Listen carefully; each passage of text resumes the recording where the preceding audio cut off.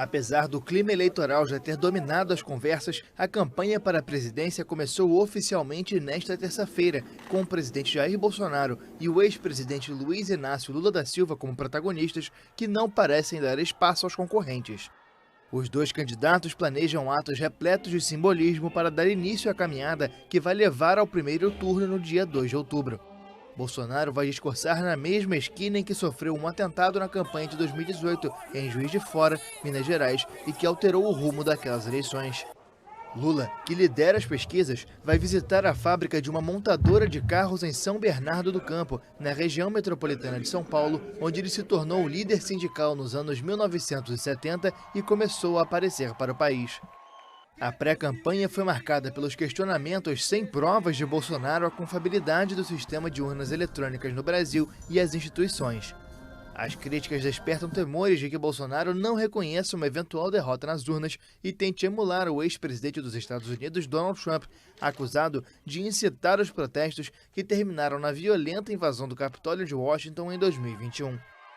Lula, que recuperou os direitos políticos em 2021, depois da anulação das condenações na Lava Jato, continua na liderança nas pesquisas, ainda que Bolsonaro pareça diminuir a distância com a multiplicação de auxílios anunciados pelo governo. As pesquisas indicam que a principal preocupação dos brasileiros é a situação econômica, marcada nos últimos anos por altos níveis de desemprego e uma inflação crescente que enfraqueceu a popularidade de Bolsonaro. O início da campanha permite que os candidatos peçam explicitamente votos em atos públicos, além da liberação de propaganda eleitoral na internet. Mais de 156 milhões de brasileiros estão registrados para votar no dia 2 de outubro, em que também vão eleger deputados, senadores e governadores.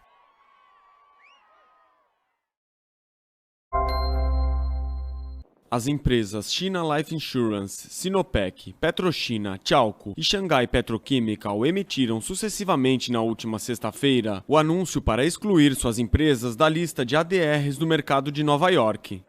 Os ADRs são instrumentos financeiros exigidos de entidades estrangeiras para registrar suas ações no mercado norte-americano. De acordo com o anúncio, as empresas têm os mesmos motivos para solicitar o fechamento de capital, entre os quais o volume de negociação de ADR da empresa é limitado em comparação com o volume global de negociação de ações ordinárias da empresa no exterior, as ações H. O custo administrativo de manter a listagem das ações depositárias na Bolsa de Valores de Nova York e os relatórios regulares relacionados a essas e suas ações H correspondentes é relativamente alto. A Comissão Reguladora do Mercado de Valores Mobiliários da China assegurou que a cotação e o fechamento são a norma no mercado de capitais e acrescentou que respeita as decisões tomadas pelas empresas com base em suas condições reais. Hu Qian, portavoz del Ministerio de Defensa Nacional de China, aseguró que la visita a la región de Taiwán de un grupo de congresistas estadounidenses viola el principio de una sola China y los 3 comunicados conjuntos entre China y Estados Unidos. Asimismo, añadió que envía una señal equivocada a las fuerzas que buscan la independencia de la región de Taiwán y describió a Estados Unidos como la gran amenaza para la paz y la estabilidad en el estrecho de Taiwán. Hu añadió que los esfuerzos de Estados Unidos y el Partido Progresista Democrático destinados a contener China con la región de Taiwán están destinados al fracaso. Por su parte, la Oficina de Asuntos de Taiwán del Consejo de Estado de China aseguró que ciertas personas en Estados Unidos no han sido capaces de aprender de lo que llamó las serias consecuencias de la visita de Nancy Pelosi a la región de Taiwán. Asimismo, afirmó que el Partido Progresista Democrático ha cortejado a fuerzas externas anti-China en busca de la independencia. La oficina reiteró que las visitas ponen en evidencia la intención de Estados Unidos de contener China con Taiwán y del Partido Progresista Democrático de depender de Estados Unidos en busca de la independencia. CGTN en español.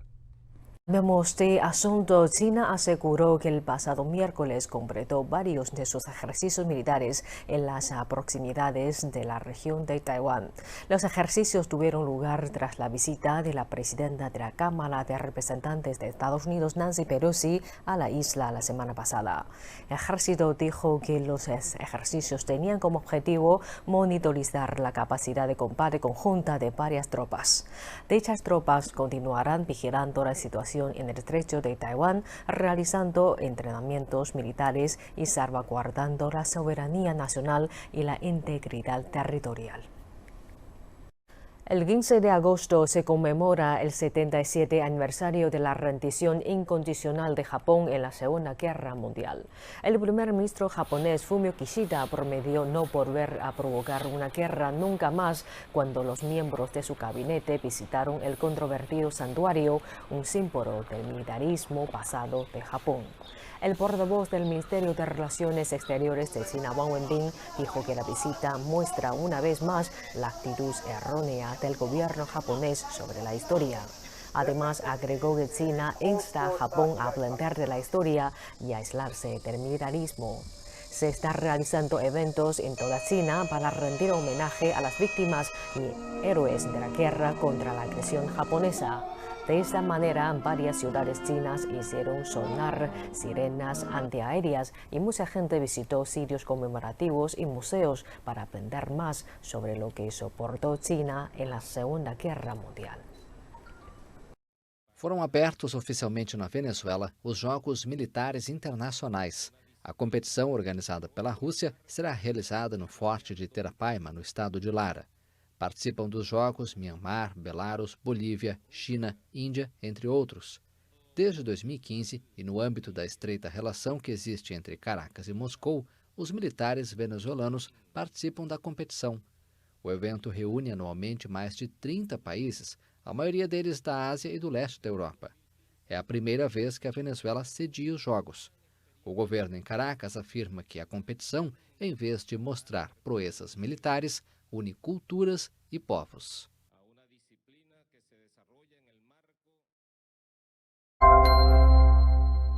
O presidente da Rússia, Vladimir Putin, ofereceu nesta segunda-feira a seus aliados na América Latina, Ásia e África armas modernas para garantir a paz e a segurança em um mundo multipolar. A Rússia está pronta para oferecer a seus aliados e parceiros o armamento mais moderno, de armas de fogo a veículos blindados, artilharia, aviação militar e drones de assalto, disse Putin na abertura do Fórum Militar Armia 2022. Putin destacou que Moscou valoriza sinceramente os laços historicamente fortes, amigáveis e de confiança com os países da América Latina, Ásia e África, onde a Rússia tem muitos aliados, parceiros e correligionários, acrescentou o presidente russo. Também ressaltou que esses países não se submetem ao chamado poder hegemônico. Seus líderes mostram caráter autêntico e não se subordinam a ninguém, pois estão comprometidos com o desenvolvimento soberano e com a solução coletiva dos problemas de segurança regional e global com base no direito internacional. Dessa forma, eles contribuem para a defesa do mundo multipolar, comentou Putin ao dirigir-se a militares de diferentes países no pavilhão de exposições Patriot. O chefe do Kremlin ressaltou que praticamente todas as armas que a Rússia quer exportar foram usadas em ações militares reais. Muitas dessas armas superam suas contrapartes estrangeiras em anos, se não décadas, afirmou o presidente russo. Putin, que destacou que o exército russo está libertando Donbás na Ucrânia passo a passo, anunciou que o primeiro Congresso Internacional Antifascista será realizado este ano.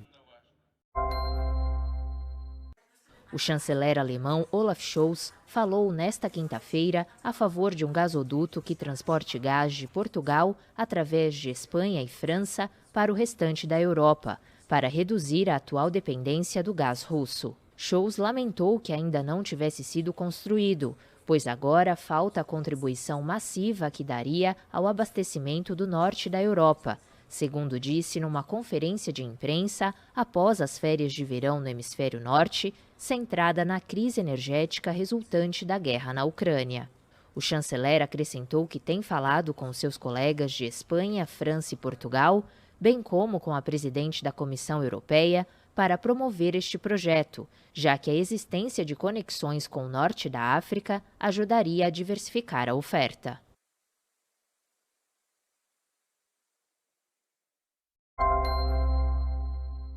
¡Madre!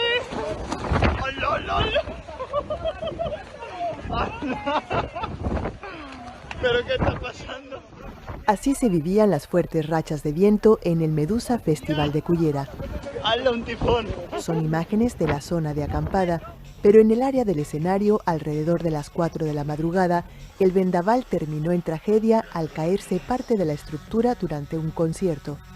Un joven de 22 años ha resultado muerto y otras 40 personas heridas de diversa consideración.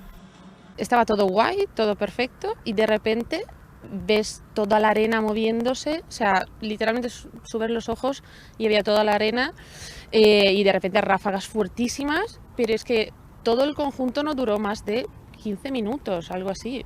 O sea, tal cual, de repente estábamos así, pensábamos que era una tormenta de arena normal, como puede pasar, pero no, de repente toda la policía, todos los seguratas, todos fuera, rapidísimo todo. Y cuando empezamos a salir, empezamos a ver gente en el suelo, ambulancia, vallas caídas, parte del escenario también en el suelo y una catástrofe. O sea, parecía una película, todo el mundo, cuando nos echaron, toda la niebla y todo, no sé, parecía como The Walking Dead, muy caótico todo. Algunos asistentes han cuestionado la evacuación, aunque la Guardia Civil la califica de éxito.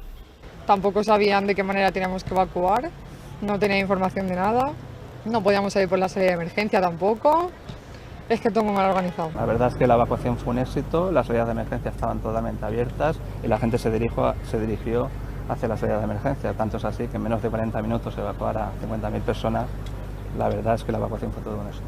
Tras el incidente se desalojó todo el recinto del festival, aunque no el camping porque no se consideró necesario. Los hechos están bajo investigación de las autoridades competentes. Por su parte, la organización del festival ha emitido un comunicado para expresar su desolación y consternación y ponerse a disposición de los afectados. El evento de música electrónica, que estuvo aplazado durante 2 años por la pandemia, comenzaba este viernes y esperaba reunir hasta el domingo unas 320.000 personas. Uma forte explosão sacudiu uma área comercial de Yerevan, a capital da Armênia, neste domingo. Essas imagens mostram a coluna de fumaça e poeira no mercado de alimentos Surmulu. De acordo com as autoridades, ao menos 3 pessoas morreram e dezenas ficaram feridas. A explosão, de origem ainda desconhecida, provocou um incêndio. Alguns meios de comunicação, citando testemunhas, informaram que a tragédia ocorreu em um local onde estavam armazenados fogos de artifício, mas as autoridades ainda não haviam se manifestado sobre a notícia. Outros vídeos mostram sons que parecem de várias detonações. De acordo com o Ministério de Situações de Emergência, 20 caminhões de bombeiros foram mobilizados para o local. A Armênia, um pequeno país do Cáucaso de cerca de 3 milhões de habitantes, passa por um período difícil desde a guerra de 2020 contra o vizinho Azerbaijão, que terminou em uma amarga derrota e uma grande crise política. Una orden que autorizó el registro señaló que 20 cajas de artículos, incluyendo 11 conjuntos de archivos clasificados, fueron sacados de la casa. Las revelaciones surgieron después de que un juez federal desvelara la orden que autorizó el registro. No obstante, los registros judiciales no revelaron detalles específicos sobre la información que podrían contener los documentos.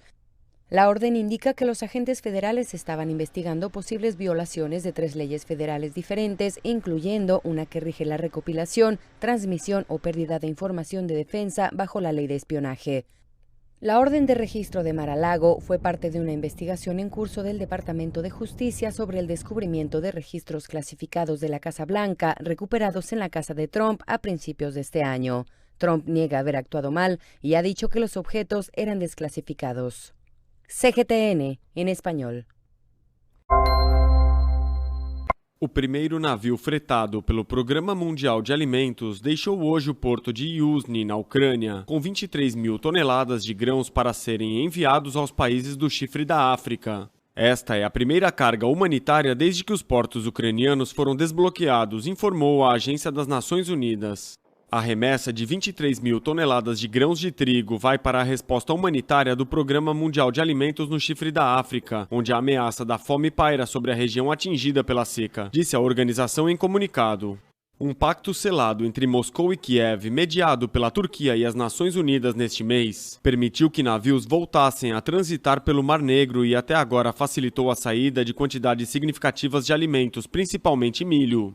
Com o tráfego marítimo, comercial e humanitário agora retomado dentro e fora do porto ucraniano do Mar Negro, algum alívio será fornecido aos países que enfrentam o pior da crise alimentar global, acrescentou o programa. O ex-primeiro-ministro e líder da oposição do Quênia, Raila Odinga, rejeitou nesta terça-feira os resultados das eleições gerais ao considerá-los ilegais, um dia depois que a Comissão Eleitoral Independente anunciou sua derrota na corrida presidencial. Wafula Chebukati, presidente da Comissão Eleitoral Independente, proclamou ontem a vitória do vice-presidente William Ruto nas eleições do último dia 9, com 50,49% dos votos, enquanto Odinga ficou com 48,85%. Minutos antes do anúncio, 4 integrantes da comissão, formada por 7 comissários e o presidente, incluindo sua vice-presidente, questionaram os resultados das eleições, alegando que a recontagem foi feita de forma opaca. Segundo o ex-primeiro-ministro, a rejeição desses comissários tornou a publicação dos resultados ilegal, já que a legislação, como assegurou, estabelece que todas as decisões da comissão devem ser tomadas por unanimidade entre os seus integrantes. De acordo com a lei queniana, o ex-primeiro-ministro tem 7 dias a partir do anúncio dos resultados para contestá-los no Supremo Tribunal do país. E uma vez apresentada essa reclamação, a Justiça tem o prazo legal de 14 dias para proferir sua resolução.